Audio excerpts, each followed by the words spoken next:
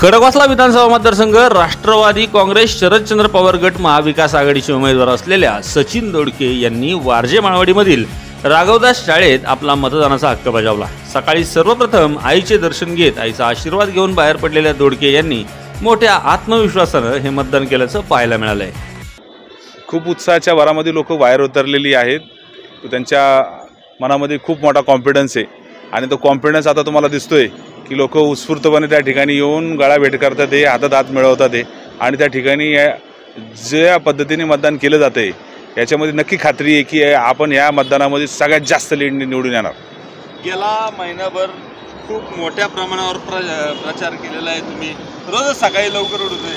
आज सकाळपासूनचा दिवस कसा सुरू झालाय? आज सकाळी पण रोज जसं उठतो पहाटे 4ला तसंच उठून त्या ठिकाणी सुरुवात केली आणि करत असताना जे मॉर्निंग वॉकला लोक आली होती त्यांना सुद्धा भेटलो आणि खऱ्या अर्थानं ही इलेक्शन खूप काहीतरी वेगळं सांगणारी आहे। आणि तुम्ही आज बघत असाल की वारजेकर असतील, खडकवासला मतदारसंघातील सगळे नागरिक असतील, उत्स्फूर्तपणे त्या ठिकाणी बाहेर आलेले आहेत आणि येऊन इतका छान पद्धतीने मतदान त्या ठिकाणी करतात।